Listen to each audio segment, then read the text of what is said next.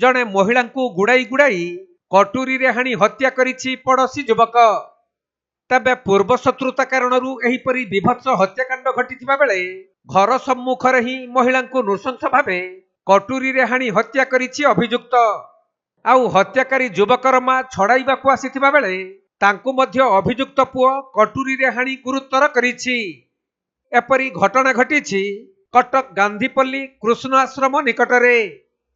ये जो होटल धरी कोड़े पड़ी मुझे आया शोई पड़ती मुझे डिटेल्स कहि परिबिनी मु शोईतली ये जो हाउ हाउ हेले मु उठी आसिली कौन देखिले उठला पर जो हाणुची आउ ओ से जाइछला रक्षा करियाको ताकू भी चोट बाजची ब्लड बोइची आ कोन ये आपण से अवस्था केते भलो नाही हां ना कोठी खंडिया ये जंघ हाथ आंगुली फांगुली चोट बाजची ये माइला की से मार पुआ हमर परा आपण पुओ हां ना कोन संतोष कुमार सिन्हा का को मारला जाऊ से की कोन बता जो बाला से हम पहुंचा लोक से सब चली जाइछला कह ताको काई रखिलु ताको बारी बारी चोट बारी ताको मार दी काय की मारला कोन से कर गाड़ी फाड़ी गोरा कोन सब छुटा जड़ी करी बारो भांगी एगो आमे सवाल ना हे चला गुरु की सत थिला की हां गुरु की गंडोले थिला की गुरु बोले राज गतला ये सब धंदा काई से करछि मो ताटू मानसिक चिंता तार थिला आगु तो बुझ गल औषध खाऊ नहीं जे मर जनता ना कोन तो ऋषि बोले डाकंती मिलिथिबा सूचना अनुसार संतोष कुमार सिन्हा नामक जने पड़ोसी युवक सहित मृत महिला प्रियतमा दलाईंकर पूर्व शत्रुता रहिथिला।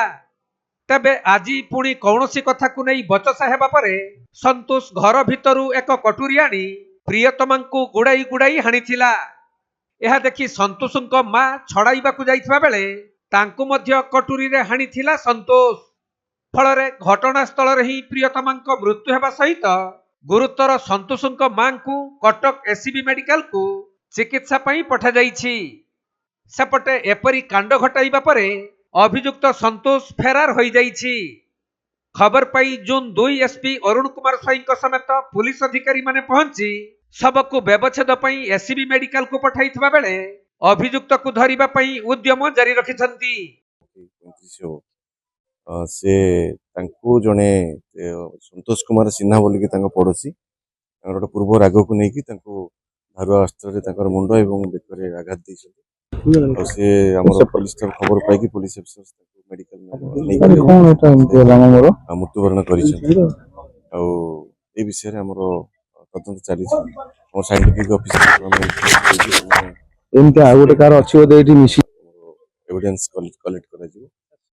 ये घटना संतोष बापा सी आई विटनेस अच्छा स्त्री अर्थात आक्यूजर मदर इंजर्ड होती जी कि से डिसीज को सेव करने चेष्टा करते बाम हाथ एवं डाहाण जंघरे पुओ माने से धारुआ अस्त्र आटाक कर इंजर्ड अच्छा एससी मेडिकल बर्तमान चिकित्सित होती छोट मोट इश्यू था केवल पर्टिकुलाली ता सहित परिवार अन्य मानकर सेमती किसी डिसीज रो फैमिली सहित किसी डिस्प्यूट नथिला पर्टिकुलाली संतोष सिन्हा रो डिसीज रो फैमिली सहित डिस्प्यूट थिला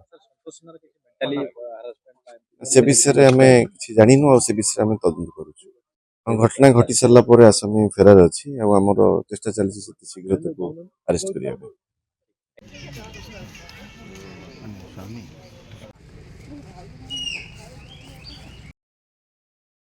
कटक जिला प्रतिनिधि राजेश कुमार साहू रिपोर्ट कोणार्क लाइव।